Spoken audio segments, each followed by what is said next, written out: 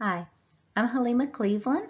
I am in Project Management for Professionals this semester, and I'm here to talk about 4 topics in Pika Kucha format with 5 slides per each topic.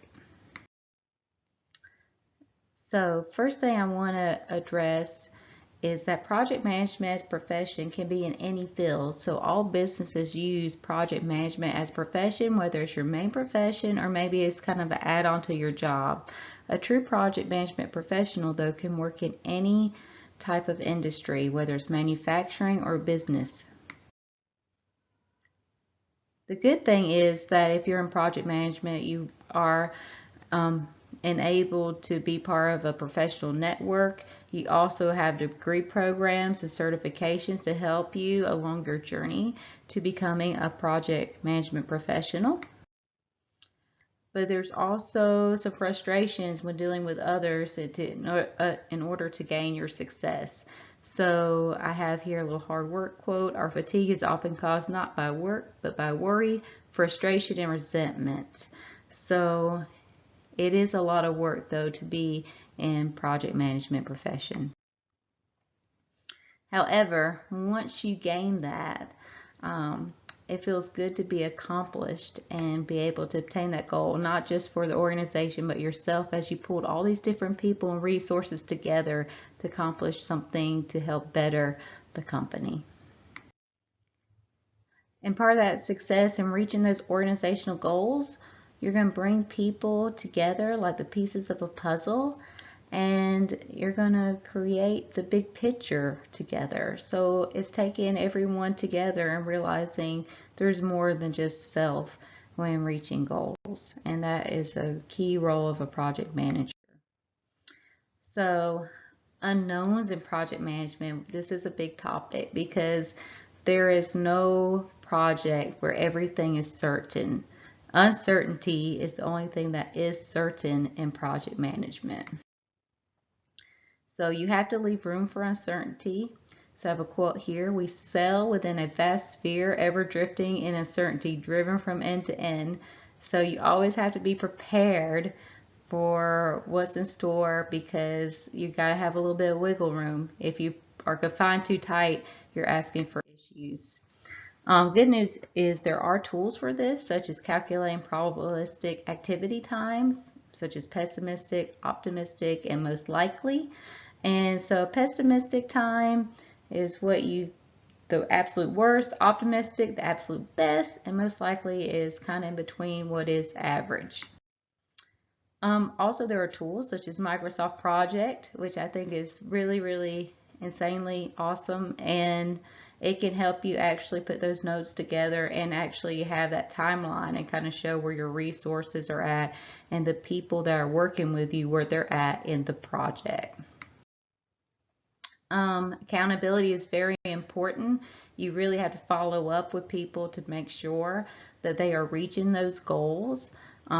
Because if you don't, you will not know where you're at in the project. So it's very important to have accountability and visibility and following up with people as you are doing a project. Another thing that's big to me was how to hold a meeting. I really, really enjoyed this midget in the book because regardless of what meetings you're talking about, especially when it comes to a project, people can end up looking, as in this picture, asleep and bored if they don't feel engaged or part of the meeting. So some ways to combat that is having an agenda. And so it's very important to make sure you understand exactly what your meeting's about. You can also give homework to people and kind of let them know, be prepared before they come into the meeting so they're able to contribute better. And it's also important that you have an audience specific, your audience is targeted, because you want to make sure you're speaking to people who can contribute to that meeting. You should be sending out emails and, notes to people who need to be informed, but if they don't have anything to really contribute to the meeting, they shouldn't be in it. You as a project manager also should keep up with the meetings, with the minutes and who and when, because it's important you understand who has committed to what and when they're going to do those tasks, because you are responsible for communicating that out and ensuring those tasks are done. Meeting etiquette, you need to make sure that when you're in a meeting as well, you don't have to be very formal, but you shouldn't argue in a meeting. You shouldn't be abrasive. You really have to have that team mentality and be open to listen to everyone and address those people appropriately, even if your feelings are getting to you. So the third topic I like to speak about is allocating resources, because as you can see in my pictures, you can be feeling very overwhelmed as a person, or maybe even if you're somebody sharing a resource, you may feel like you're not getting what you need from that person's normal job. Another important thing is resource loading, to ensure that the resources are loaded properly. You want to make sure that they can handle the amount of work you are giving them, and make sure you're allocating the right resources to the right project task. Resource leveling, so not only loading, but you also want to make sure it's leveled out. So let's say this one task must be done A before B. You want to make sure those tasks go in an order where you will complete the project in a timely and efficient manner. Allocating scarce resources is kind of a rare thing that you have to deal with in project management, but it is something that happens sometimes. And when you do that, it's just extra important that you are checking those resources time frames and ensuring that they can get the work done for you. Also, Microsoft Project, it can help you with resource allocation. It is kind of like your superhero, your friend and ally that can help you see all that physically on the chart and helping with those nodes and making sure that you are doing the resource loading and leveling properly.